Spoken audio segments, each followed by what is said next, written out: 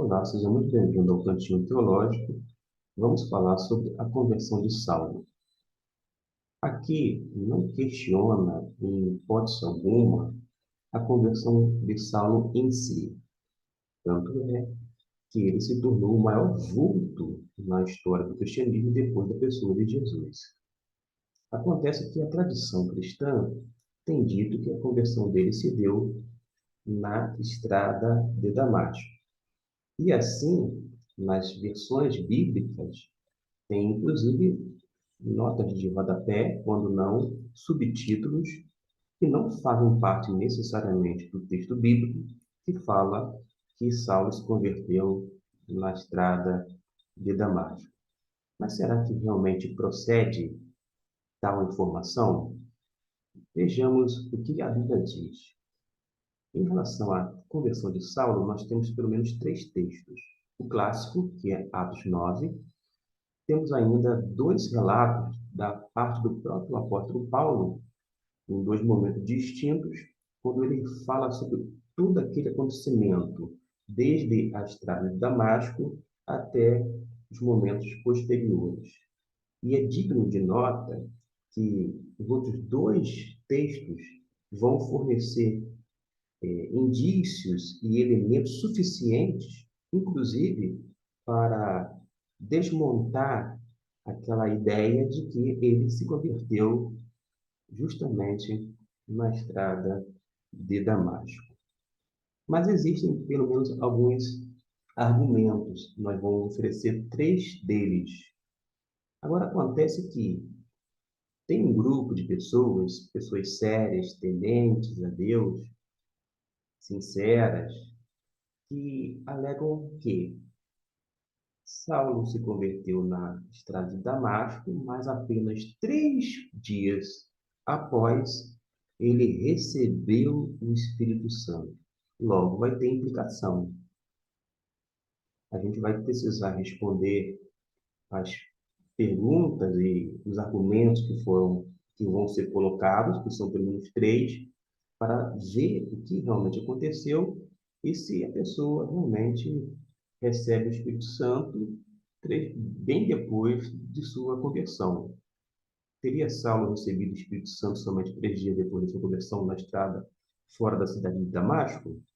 É a pergunta que fica aqui e busquemos as respostas aonde? Na tradição cristã? Absolutamente não. Na Bíblia Sagrada, porque a Bíblia é a nossa única regra de fé e prática. Quais são os argumentos que nós temos visto e ouvido? Argumenta-se que Saulo se converteu na ocasião que teve seu encontro com Cristo, com base nas seguintes considerações. A primeira, Saulo chamou Jesus de Senhor por 2 vezes, e isto está mostrando que ele estava submisso, ele tinha entregue a sua vida a Jesus. O segundo argumento é que a sua subsequente entrega à oração foi usada pelo próprio Deus para mostrar a Ananias que o perseguidor havia se convertido. E o terceiro e último argumento que eu apresento aqui é aquela saudação de Ananias, irmão Saulo. Indica que a conversão já se tinha verificado que Saulo agora era um irmão no sentido cristão. Mas será que é isso mesmo? Observe que a Bíblia tem algumas objeções. Ela vai contestar todos esses três argumentos. De uma forma muito sucinta, o fato de Saulo ter sido chamado por Ananias de irmão Saulo não indica necessariamente que ele já havia se convertido. Por quê? Quando a gente se reporta a esses textos paralelos que estão aí em tela, tanto Estevão como Paulo se dirigiam a judeus não convertidos chamando de irmãos e pais. Está lá no capítulo 7 de Atos, capítulo 13 e capítulo 23, conforme essas referências que estão aqui, ó. Ou seja, a saudação de Ananias chamando-o de irmão Saulo está colocada dentro de um contexto bem judaico. Tanto é que no versículo 12 de Atos 22, vai mostrar que Ananias é colocado como um varão piedoso conforme a lei que tinha bom testemunho de todos os judeus que ali moravam. E no versículo 14, ele fala de Deus em termos estritamente judaicos, porque ele usa a expressão o Deus de nossos pais. Em vista desses argumentos, digo, desses fatos, não é um grande argumento dizer que a saudação de Ananias, chamando Saulo de irmão, era um emprego do verdadeiro sentido cristão do termo. Além disso, quando fala e narra que Paulo estava em oração, o fato de ele estar orando não prova que ele já era convertido. Assim como as orações de Cornélio não querem dizer que ele já estava salvo antes da visita de Pedro. Está aqui esses textos correlatos, no argumento que foi utilizado para o de número 2. A gente vai observar isso. E outra coisa, era de esperar que Paulo, sendo um homem com uma profundidade intelectual e ainda com ligações profundas emocionais, não iria realizar nenhuma completa mudança em qualquer matéria vital sem uma sondagem espiritual. E como é que nós podemos ver essa oração feita por Paulo durante aqueles 3 dias? Como era um homem intensamente religioso, as suas orações fazem parte desta sondagem que ele fez. E um outro argumento é que Jesus foi chamado de Senhor. Ora, o fato de Paulo ou Saulo ter chamado Jesus de Senhor 2 vezes não significa necessariamente que ali na estrada de Damasco já havia reconhecido o senhorio de Cristo. Até por causa de quê? O próprio Jesus vai dizer: por que me chamar de Senhor se não faz o que eu vos mando? Ou seja, e muitas pessoas vão chamar de Senhor, Senhor, e não tem nenhuma relação, nenhum relacionamento, nada com o Senhor. O fato de hoje em dia, ou naquela época, alguém chamar alguém de Senhor, necessariamente não era prova de uma conversão. Até por causa de que, quando a gente lê Atos, capítulo 22, versículo 16, tudo indica que a conversão realmente se deu depois. Porque quando Ananias chega e chama-o de irmão Saulo, recobra a vista e naquela mesma hora viu, e quando ele no versículo 14 vai dizer assim: o Deus de nossos pais de antemão te designou, que conheças a tua vontade, vejas aquele justo e ouça a voz da sua boca. Versículo 16: e agora, por que te detens? Levanta-te, batiza-te e lava dos teus pecados, invocando o nome do Senhor. Ora, qualquer pessoa que compreende um pouquinho do Novo Testamento sabe que são elementos de um apelo evangelístico. Por que te detens? Levanta-te, batiza-te. O batismo era, na verdade, uma identificação com o próprio Senhor Jesus. Lava os teus pecados, invocando o nome do Senhor. Ora, e todo aquele que invocar o nome do Senhor será salvo. Está sempre atrelado à salvação, a essa invocação do nome do Senhor.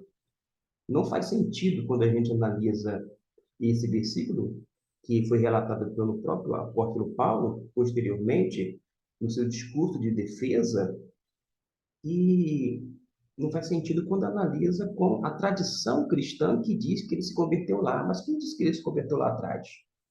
A tradição cristã afirma, através de sua literatura, dos quadros, das gravuras, mas não significa necessariamente que assim se deu, porque nós sabemos que dentro da tradição cristã existem alguns elementos lendários, existem algumas coisas fantasiosas que não faz jus com a realidade escriturística.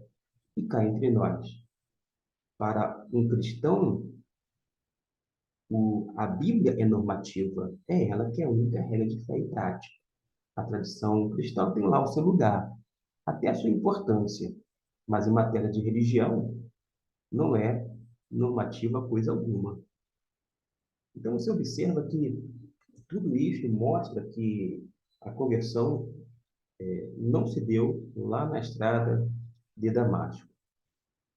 Alguém pode, no exato momento que estou falando, discordar. Discordo. Gente, quer no seminário, quer em outros lugares, eu já encontrei uma multidão dizendo assim: eu discordo, discordo, mas se quer ler os mesmos textos bíblicos, quase estou indicando, e muito menos ler os mesmos livros que eu li para que formasse um entendimento, porque não é de uma hora para outra. Você vai ouvindo, ouvindo, ouvindo. Eu li um livro há alguns anos atrás, depois li um outro escritor inglês, escutei um pastor e professor menonita lá nos Estados Unidos, e recentemente um outro pastor lá da Inglaterra, que também é professor, sobre os mesmos textos, o mesmo evento, e a gente vai fazendo aqui consideração e vendo se faz realmente sentido. Mas uma coisa que não bate dentro da, da concepção do Novo Testamento é a ideia de que aquela cegueira espiritual fazia parte da salvação de Saulo. Como assim? Você observa que todas as vezes no Novo Testamento, quando fala sobre salvação, está mostrando que a luz chega para aqueles que são espiritualmente cegos. A luz dissipa. Se Saulo tivesse convertido ali na estrada de Damasco, ele não ficaria em trevas, com as escamas em seus olhos, ele não ficaria naquela condição de escuridão, em hipótese alguma. Porque, repito, no Novo Testamento, a salvação é sempre apresentada sob a figura da luz que chega aos espiritualmente cegos, ou a luz vai dissipando as trevas. Discordo, pode até discordar, mas antes de discordar, leia, por gentileza, João capítulo 9, versículo 39 até o 41, Atos capítulo 26, versículo 18, 2 Coríntios capítulo 4, versículo 3 e 6, Colossenses capítulo 1, versículo 12 e 13, Hebreus capítulo 6, versículo 4 e ainda Hebreus capítulo 10, versículo 32. Aí, quando a gente tem uma ideia desses textos bíblicos e, por sua vez, o contexto, você vai ver que não faz sentido aqueles 3 dias de trevas, vou dizer assim, com a salvação. Se ele estava convertido, não bate uma coisa com a outra. Mas reafirmo, quem tem dito que ele se converteu na estrada de Damasco, fora da cidade, é a tradição cristã.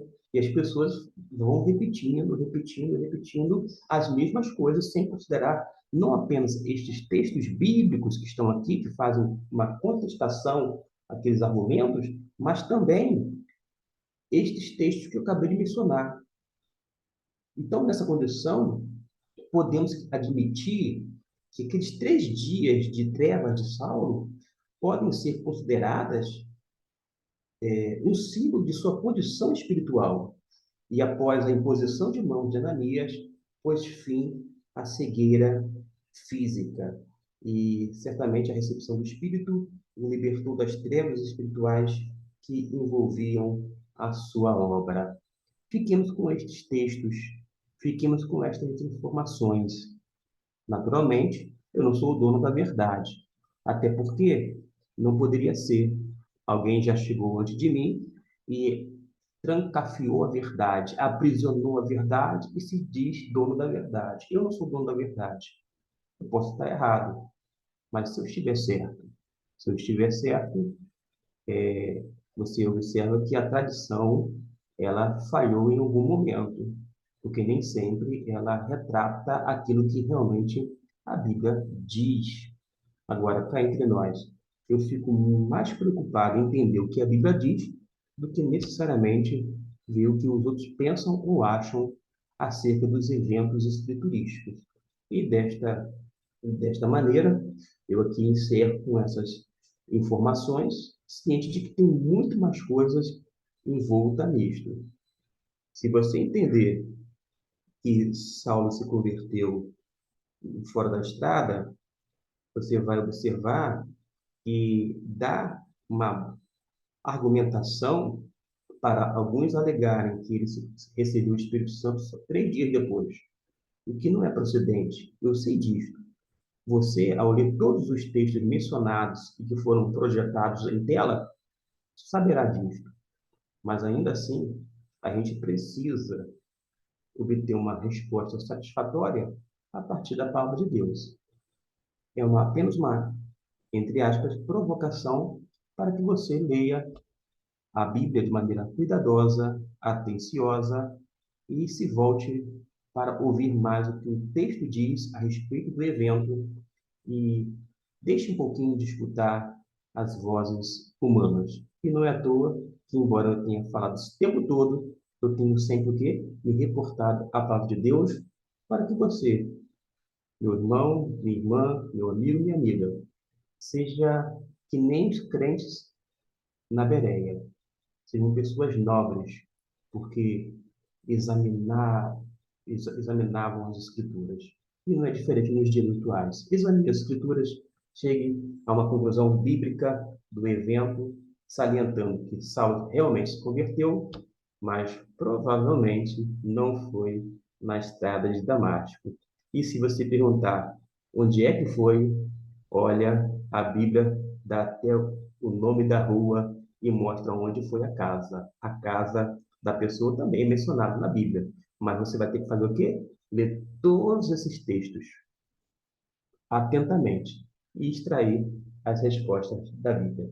Deus abençoe e até a próxima provocação teológica, no sentido de não polemizar, mas de mostrar à luz da Bíblia o que ela tem dito, quer a respeito desse fato, quer de outros assuntos.